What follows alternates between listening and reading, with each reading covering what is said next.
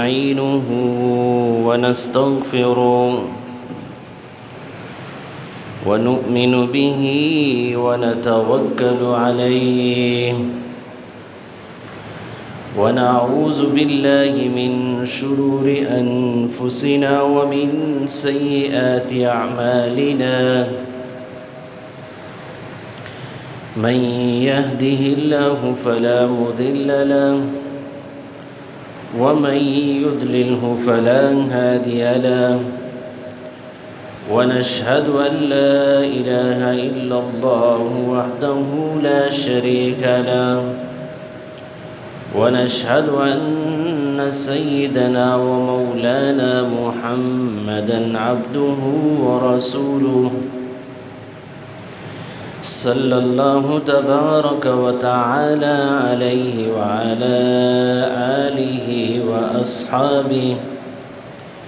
وبارك وسلم تسليما كثيرا كثيرا أما بعد فقد قال الله تبارك وتعالى في كلامه المجيد أعوذ بالله من الشيطان الرجيم بسم الله الرحمن الرحيم يا أيها الذين آمنوا توبوا إلى الله جميعا وقال الله تبارك وتعالى يا أيها الذين آمنوا توبوا إلى الله توبة نصوحا وقال النبي صلى الله عليه وسلم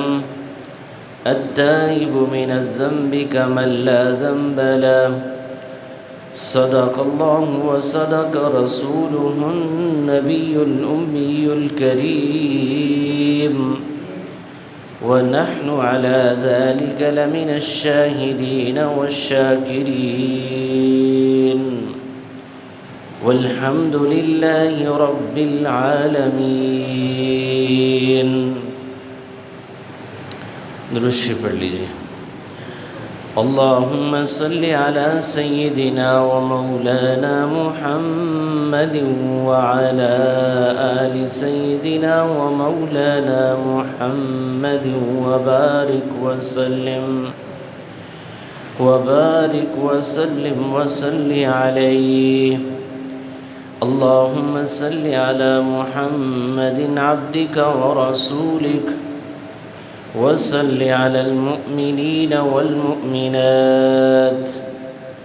والمسلمين والمسلمات. گرامی قدر انتہائی معزز بزرگان اسلام، عزیز دوستو، اللہ تعالیٰ نے انسان کو بہت نعمتوں سے نوازا ہے اور اپنی بہت رحمتوں سے نوازا ہے. جہاں انسان کو کمزور، ضعیف اور ناتواں پیدا کیا ہے اور فرمایا کہ خلق الانسان ضعیفا، کہ ہم نے انسان کو فطری طور کے اوپر کمزور پیدا کیا ہے، ارادے کے اعتبار سے کمزور، استقامت کے اعتبار سے کمزور، کمٹمنٹ کے اعتبار سے کمزور اور انسانی ساخت کے اعتبار سے بھی اللہ تعالیٰ نے اس کو کمزور پیدا کیا ہے. لیکن اس کے ساتھ ساتھ اس کو جو طاقت دی ہے وہ اپنی رضامندی کی طاقت دی ہے، اپنی خوشنودی کی طاقت دی ہے کہ دنیا میں طاقتور آدمی، عزت مند آدمی وہ ہے جو اپنے رب کو راضی کر لے. اسی طاقت کے حصول کے لیے جہاں اللہ تعالیٰ نے انسان کے جو دو بڑے دشمن پیدا کیے ہیں، ایک نفس اور دوسرا شیطان، ان سے لڑنے کے لیے، ان کا مقابلہ کرنے کے لیے اللہ تعالیٰ نے اس کو قوت بھی عطا کی۔ اور نفس اور شیطان، ان کی مثال ایک زہر کی سی ہے کہ یہ انسان کو، مسلمان کو نقصان پہنچانے کے لیے ہمہ وقت تیار رہتے ہیں۔ صرف ہمہ وقت نہیں بلکہ ہمہ جہت۔ شیطان نے جس وقت اللہ تعالیٰ سے مہلت مانگی تو اللہ تعالیٰ نے اس کو مہلت دی، تو پھر اس نے کہا کہ اچھا اے پروردگار، آپ نے مجھے مہلت تو دے دی ہے، اب یہ جو تیرے بندے ہیں انسان، ان کو میں بہکاؤں گا، لَأُغْوِيَنَّهُمْ أَجْمَعِينَ۔ اور پھر اس نے بتایا کہ کیسے بہکانا ہے، کہنے لگا لَآمُرَنَّهُمْ فَلَيُبَتِّكُنَّ آذَانَ الْأَنْعَامِ، کہ ان کو آگے سے، پیچھے سے، دائیں سے، بائیں سے، یہاں تک کہ اوپر اور نیچے سے ان کے اوپر حملہ کرتا رہوں گا،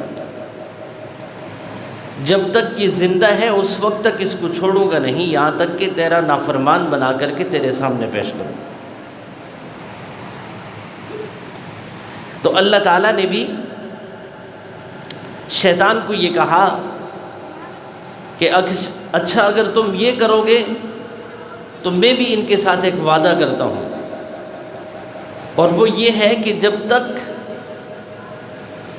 ان کی زندگی، ان کی حیات ہے، اس وقت تک میں بھی ان کو معاف کرتا رہوں۔ میں نے بھی ان کے لیے توبہ کے دروازے کو کھلا رکھا ہے کہ جب بھی گناہ کر کے یہ میرے سامنے آ کر کے ندامت کے ساتھ آنسو بہائیں گے، استغفار پڑھیں گے، معافی مانگیں گے، تو میں بھی ان کو معاف کر دوں گا۔ اور اللہ تعالیٰ کا یہ وعدہ اتنا بڑا احسان ہے، اتنی بڑی نعمت ہے کہ جس کی کوئی قیمت اور کوئی انتہا نہیں، کہ نفس اور شیطان کی مثال ایک زہر کی سی ہے کہ وہ جب انسان کو نافرمانی کے اوپر ابھارتے ہیں تو اس کے جسم کے اندر زہر سرایت کر جاتا ہے، اور اس کے تریاق کے لیے اللہ رب العزت نے توبہ رکھی ہے، استغفار رکھا ہے۔ اور یہ اتنا عظیم عمل ہے توبہ کا اور استغفار کا کہ اللہ تعالیٰ انسان کے گناہوں کو صرف یہ نہیں کہ اس کے اوپر اس کو سزا نہیں ملے گی، بلکہ اس کے نامہ اعمال سے بھی ختم کر دیتے ہیں۔ ایک تو یہ ہوتا ہے کہ ہم نے کسی کو اگر معاف کر دیا ہو تو اس کے کھاتے سے ہم اس کا نام کاٹ دیتے ہیں، اس کی جو چیزیں لکھی ہوتی ہیں وہ ہمارے پاس موجود ہوتی ہیں، اب ہمارا مطالبہ اس کے ساتھ نہیں ہوتا کہ اب اس سے میں اب اپنے پیسوں کا مطالبہ نہیں کروں گا، یا اس نے میرے ساتھ جو زیادتی کی ہے اس کے حساب سے اس سے بات نہیں کروں گا، لیکن دل کے اندر موجود ہوتا ہے، دل کی کتاب نے اس کو محفوظ کیا ہوا ہوتا ہے۔ لیکن اللہ رب العزت کا معاملہ اتنا احسان والا ہے کہ جو شخص اپنے گناہوں سے توبہ کر لیتا ہے، استغفار پڑھتا ہے، تو اللہ تعالیٰ نہ صرف یہ کہ اس کے گناہ کو معاف کرتے ہیں بلکہ اس کے گناہ کو مٹا بھی دیتے ہیں۔ اور یہ استغفار کا عمل اتنا عظیم عمل ہے کہ اس کو اللہ تعالیٰ نے اور اللہ کے نبی صلی اللہ علیہ وسلم نے ہر عبادت کے بعد مشروع کیا۔ مثلا ہم نماز ادا کرتے ہیں تو نماز ادا کرنے کے بعد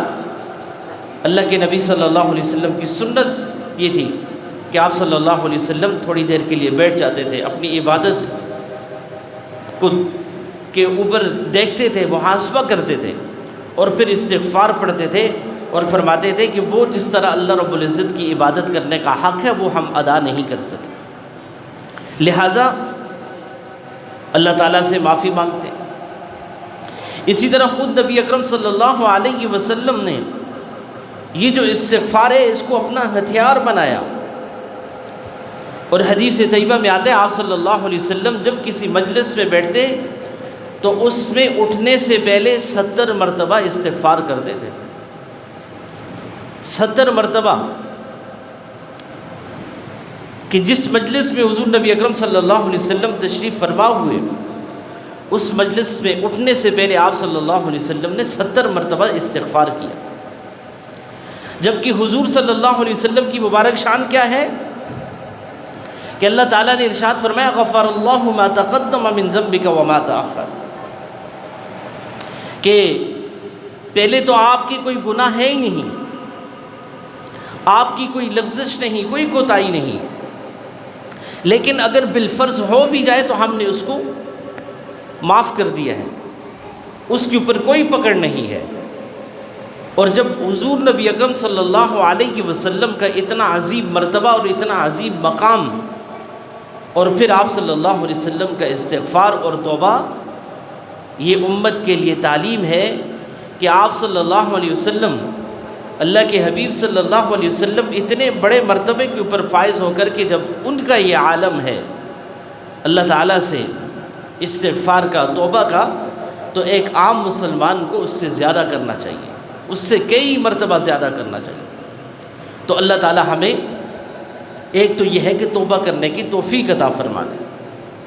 وہ اخلاق جن کا تعلق اللہ رب العزت کی ذات کے ساتھ ہے اس بندے کا، ان میں دوسرا خلق بھی یہی ہے کہ آدمی ہر وقت اللہ تعالیٰ سے توبہ کرتا رہے، استغفار کرتا رہے، اور اس کی برکات اتنی زیادہ ہیں کہ ہر مشکل کا حل اللہ تعالیٰ نے اس استغفار کے اندر رکھا ہے۔ حضرت حسن رضی اللہ تعالیٰ عنہ کے بارے میں آتا ہے کہ ان کے پاس ایک آدمی آیا اور اس نے آ کر کے کہا کہ میری اولاد نہیں ہو رہی، میرے لیے دعا فرما دیں۔ تو انہوں نے جو وظیفہ تجویز دیا اس کو کہا کہ تم استغفار پڑھا کرو، استغفار کیا کرو۔ اسی طرح دوسرے ایک آدمی آئے، اس نے کہا کہ حضرت قحط سالی ہے، پانی نہیں ہے، بارشیں رکی ہوئی ہیں، فصلیں خراب ہو رہی ہیں،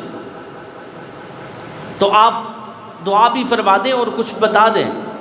تو حضرت نے دعا بھی فرمائی اور ساتھ فرمایا کہ استغفار پڑھا کرو۔ اسی طرح ایک اور آدمی آیا، اس نے آ کر کے اپنے کسی اور مسئلے کی شکایت کی، تو اس کو بھی حضرت حسن رضی اللہ تعالیٰ عنہ نے یہی تجویز کیا کہ تم استغفار کثرت سے پڑھا کرو۔ اسی طرح متعدد لوگ آئے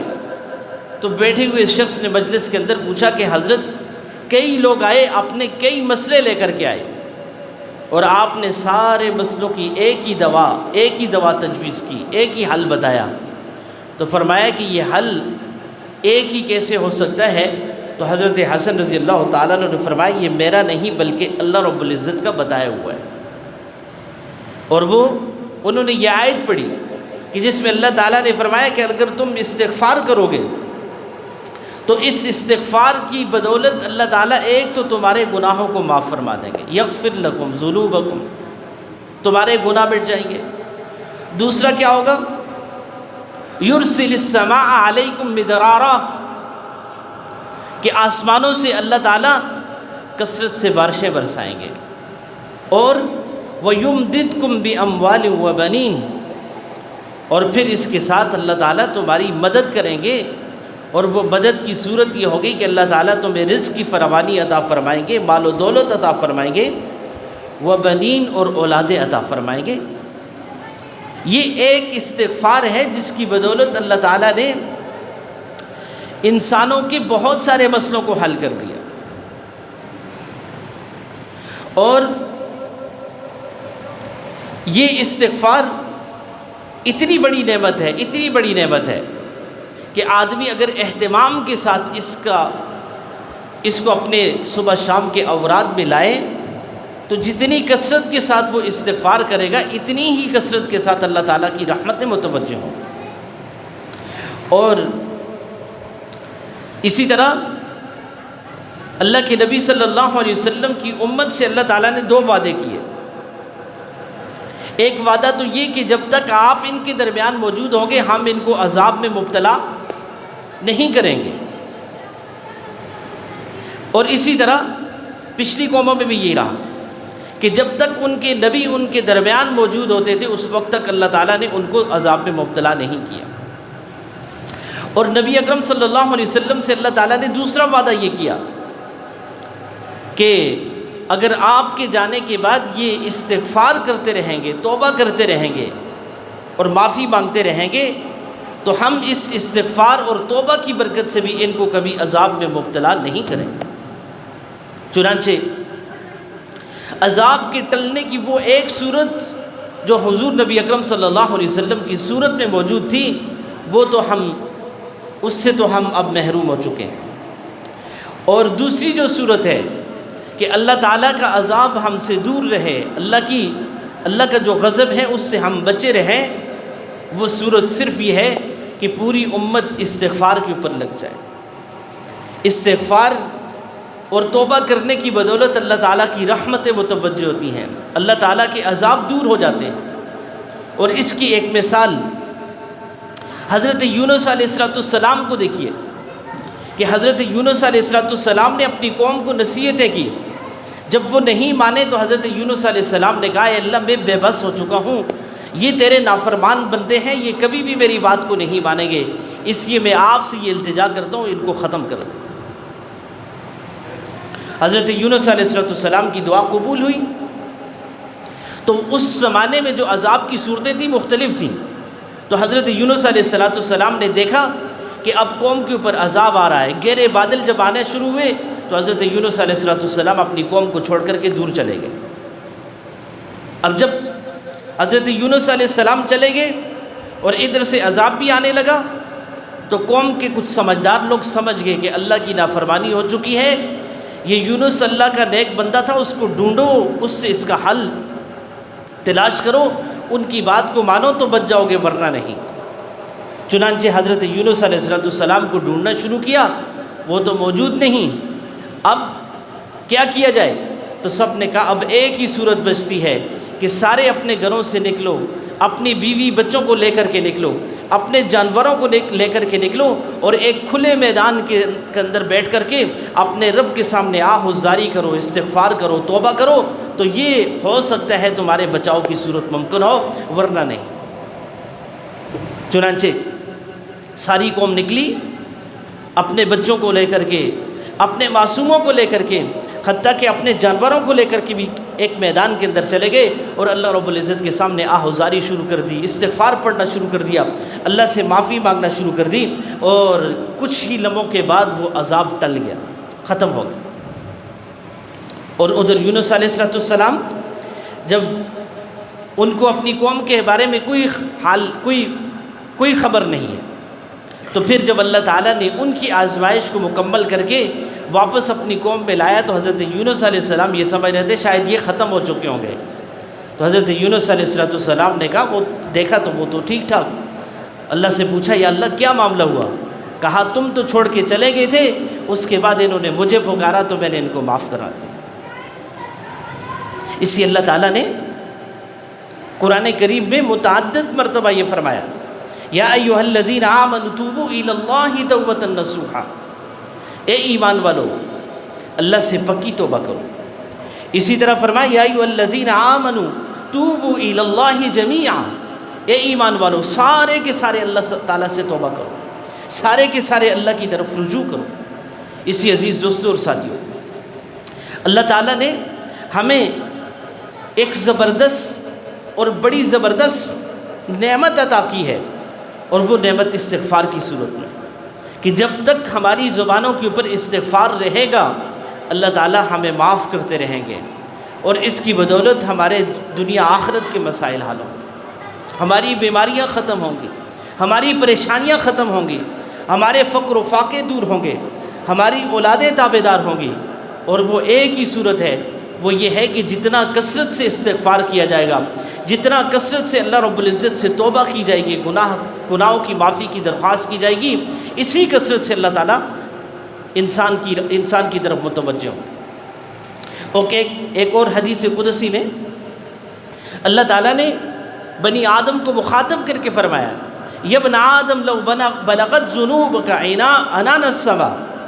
اے بنی آدم اگر تیرے گناہ اتنے زیادہ ہو جائیں کہ وہ یہ زمین و آسمان کے خلا کو بھر دیں، فاستغفرتنی غفرت لک ولا ابالی، اور پھر تو مجھ سے توبہ کر لے، استغفار کر لے، غفرت لک ولا ابالی، میں تجھے معاف کر دوں گا اور مجھے اس کی ذرہ برابر بھی پرواہ نہیں۔ عزیز دوستو، اللہ رب العزت کے ایک ناموں میں اللہ کا ایک بڑا خوبصورت نام ہے التواب، جو بار بار توبہ قبول کرتا ہے، الغفار، جو بار بار معاف کر دیتا ہے۔ تو اللہ تعالیٰ نے ہمارے ساتھ ایک شفقت کا معاملہ یہ فرمایا ہے کہ اللہ تعالیٰ نے یہ جو نفس اور شیطان جو ہمارے دشمن ہیں، اس کے ساتھ ساتھ یہ جو زہر ہمارے جسم کے اندر ان کی نافرمانی کی وجہ سے، اللہ تعالیٰ کی نافرمانی کی وجہ سے ہمارے جسموں کے اندر داخل ہو جاتا ہے، اس کا تریاق اللہ تعالیٰ نے استغفار کی صورت میں رکھا۔ اور یہ اللہ تعالیٰ کی حکمت کے خلاف تھا کہ اللہ تعالیٰ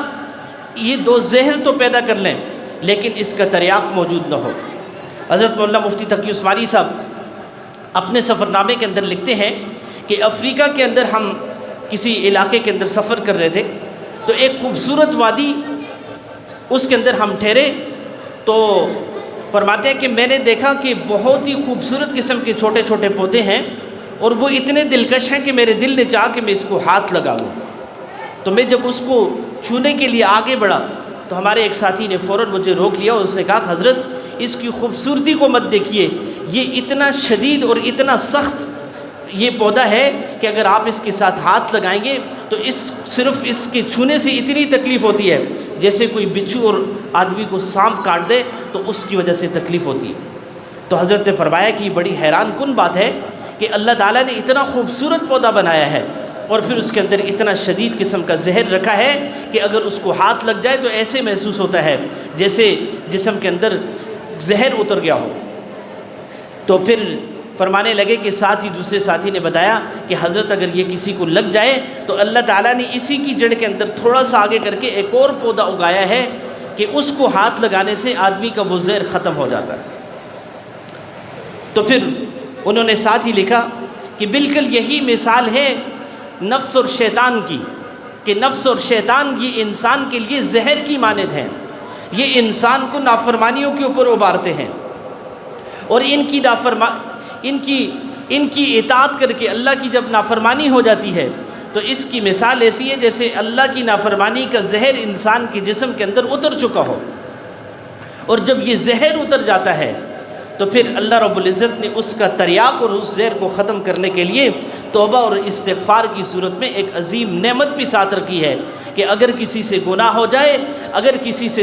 نافرمانی ہو جائے، اگر کوئی اللہ رب العزت کی نافرمانی کر لے تو اس کا تریاق یہ ہے کہ وہ ساتھ ہی استغفار کر دے، توبہ کر دے، اور توبہ کرنے کے بعد اللہ رب العزت کو راضی کر لے، اللہ تعالیٰ اس کو سارے گناہوں کو بھی معاف فرما دیتے ہیں اور ایسا معاف کر دیتے ہیں کہ اس کے نامہ اعمال سے اس کو ختم کر دیتے ہیں، اس کا اندراج بھی نامہ اعمال کے اندر باقی نہیں رہتا۔ اور اس کی قیمت کا اندازہ اس بات سے لگائیے کہ اللہ تعالیٰ نے اس کو اتنا عظیم مقام اور مرتبہ دیا ہے کہ ایک آدمی 70-80 سال ساری زندگی اللہ کی نافرمانی کرتا رہے اور پھر 70-80 سالوں کے بعد صرف اس کو ایک لمحے کے لیے خیال آ جائے کہ اب تو میری زندگی کی شام ہونے والی ہے، میرا شباب ڈل چکا ہے، میری جوانی ختم ہو چکی ہے، میری جو مال کی ریل چیل تھی وہ ختم ہو چکی ہے، اب تو میں اپنے رب کی طرف جانے والا ہوں، اور اس کو یہ خیال آ جائے اور اپنی زندگی کے اوپر ایک طائرانہ نظر ڈالتے ہوئے اپنی ساری زندگی کے گناہوں سے توبہ کر لے اور استغفار پڑھ لے، اللہ تعالیٰ اس کے 70-80 سالوں کے گناہوں کو ایک لمحے کے اندر معاف کروا دیتا ہے۔ عزیز دوستو اور ساتھیو، اللہ تعالیٰ نے ہمیں دنیا میں بہت عظیم نعمتیں عطا فرمائی ہیں، اور ان عظیم نعمتوں میں ایک بڑی نعمت یہ ہے کہ ہم اللہ رب العزت کو راضی کرنے والے بن جائیں، اور جب تک یہ زبان چل رہی ہے اس کے اوپر استغفار کے کلمات جاری رہیں، اور استغفار کے مختلف کلمات ہیں۔ اللہ کے نبی صلی اللہ علیہ وسلم نے حدیث مبارکہ میں مختلف انداز سے استغفار کی صورتیں بتائی ہیں، اور ان میں جو سب سے مؤثر ترین ہے وہ یہ ہے کہ آپ صلی اللہ علیہ وسلم نے ارشاد فرمایا کہ جب کوئی آدمی یہ پڑھتا ہے استغفر اللہ ربی من کل ذنب واتوب الیہ، تو اللہ رب العزت فوراً اس کی طرف متوجہ ہو جاتے ہیں، اور صرف اس کے ایک کلمے کی وجہ سے اللہ تعالیٰ اس کے سارے گناہوں کو معاف فرما دیتے ہیں۔ تو عزیز دوستوں اور ساتھیوں، اللہ تعالیٰ کا جو حسن اخلاق کا بندے کے ساتھ دوسرا معاملہ ہے، وہ بندے کے اوپر یہ حق ہے کہ وہ اخلاص کے بعد اللہ تعالیٰ سے ہمیشہ توبہ کرتا رہے، استغفار پڑھتا رہے، اپنے گناہوں کے اوپر، اپنی کوتاہیوں کے اوپر نظر رکھتے ہوئے اللہ تعالیٰ سے توبہ کرتا رہے۔ اور اس کے مختلف جملے ہیں، ان میں ایک آخری جملہ میں آپ کو بتا دیتا ہوں، زیادہ نہیں تو کم از کم ہر وقت زبان کے اوپر یہ رہے، استغفر اللہ استغفر اللہ استغفر اللہ۔ کوئی مشکل ہے بھائی؟ کوئی مشکل نہیں، تو ایک دفعہ اونچی آواز سے پڑھ لیجئے، استغفر اللہ ربی من کل ذنب واتوب الیہ، اور توبہ کی نیت بھی کر لیجئے کہ اللہ مجھ سے جتنے صغیرہ کبیرہ گناہ ہو چکے ہیں میں ان سب سے توبہ کرتے ہوئے یہ پڑھتا ہوں، استغفر اللہ ربی من کل ذنب واتوب الیہ، اللہ میری اس توبہ کو قبول فرما لے۔ اور آج کے بعد میں اپنی توبہ کے 3 اجزاء ہیں۔ پہلا جز تو یہ ہے کہ توبہ کرتے ہوئے جس گناہ سے توبہ کی اس کو چھوڑ دینا، دوسرا جز یہ ہے کہ اس کے اوپر ندامت کا ہونا، اور تیسرا جز یہ ہے کہ آئندہ کے لیے اس گناہ کے قریب نہ جانا۔ تو عزیز دوستوں اور ساتھیوں، اگر اس اعتبار سے ہم نے توبہ کر لی ہے، اللہ تعالیٰ نے ہماری توبہ کو قبول کر لیا ہے، ہمیں معاف کر دیا ہے۔ آج کے بعد اس چیز کی ضرورت ہے کہ ہم اللہ تعالیٰ کی تابعداری کریں، اللہ تعالیٰ کی فرمانبرداری کے اندر اپنی زندگی کو گزاریں، اور اللہ تعالیٰ کی رحمتوں کے سزاوار ہوں۔ وآخر دعوانا ان الحمد للہ رب العالمین۔ سنت ادا فرما لیجیے۔